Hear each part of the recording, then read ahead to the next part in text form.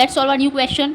Question में हमें जो इन्फॉर्मेशन गिवन है पहले हम उसको रीड करते हैं। क्वेश्चन में हमें refractive index of water given है, रिलेटिव रिफ्रैक्टिव इंडेक्स नहीं, absolute refractive index of water given है। एब्सोल्यूट रिफ्रैक्टिव इंडेक्स क्या होता है? ऐसा रिफ्रैक्टिव इंडेक्स जो कि with respect to air measure किया गया हो, यानी कि NW जो लिखा हुआ है उसको हम क्या लिख सकते हैं? NW को लिखा जा सकता है NWA। इसका क्या मतलब है? इसका मतलब होता है refractive index of water with respect to air.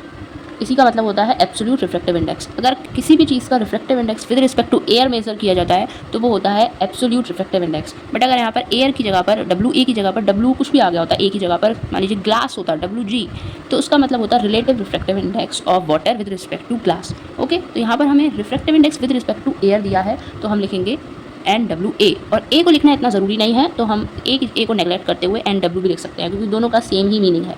Okay, और एक चीज़ हमें और दी है वो है refractive index of glass with respect to air, that is 3/2। Next जो हमें गिवन है वो है velocity of light in glass, given है 2 × 10⁸ एंड फाइंड करना है velocity of light in water. तो इसके लिए हम बहुत ही सिंपल सा फॉर्मूला यूज़ कर सकते हैं जो कि होता है रिफ्रैक्टिव इंडेक्स का क्या फॉर्मूला होता है? बहुत ही बेसिक फॉर्मूला जो कि होता है N = C/V। ये है एब्सोल्यूट रिफ्रैक्टिव इंडेक्स का फॉर्मूला, जिसमें हम velocity of light in air या फिर वैक्यूम को डिवाइड करते हैं velocity of light in that medium. Okay, हमें क्या फाइंड करना है? हमें फाइंड करना है वेलोसिटी ऑफ वाटर। तो हम क्या लिखेंगे? N ऑफ वाटर यानी refractive index of water = C/V of water.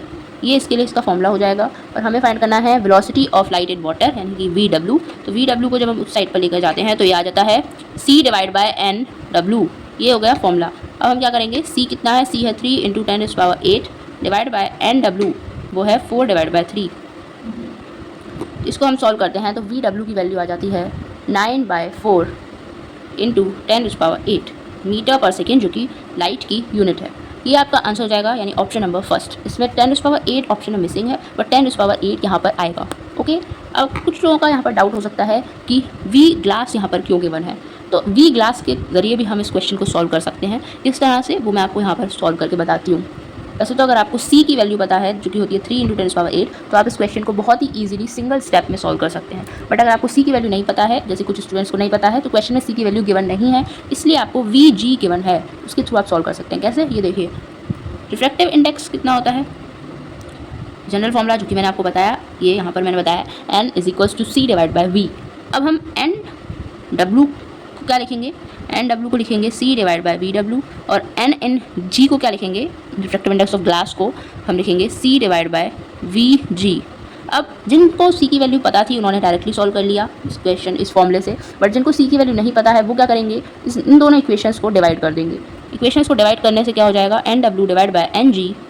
Divide करते ही आपका जो दोनों साइड पे C है वो कैंसिल हो जाएगा। ओके, और यहाँ पर हमें जो मिलेगा वो क्या होगा? VG/VW। यहाँ से हमें फाइंड करना है VW, तो हम सारी वैल्यूज़ हमें क्वांटिटीज़ गिवन है तो हम सॉल्व कर सकते हैं। इसको हम उधर लेकर जाएंगे, इसको इधर लेकर जाएंगे और इसको इधर लेकर आएंगे, तो कितना हो जाएगा? VG × NG/NW। VG कितना है? 2 × 10⁸। NG कितना है? NG है 3/2। NW कितना है? 4/3। इसको जब आप सॉल्व करते हैं तो आपको एग्जैक्टली सेम आंसर मिलता है जो कि है 9/4 × 10⁸ मीटर पर सेकेंड। ये देखिए, आप दोनों आंसर सेम आपको दिख रहे हैं। यस, तो हम इनको दो तरीके से सॉल्व कर सकते हैं। Okay, thank you so much. If you have any doubt then please feel free to ask in the comment section.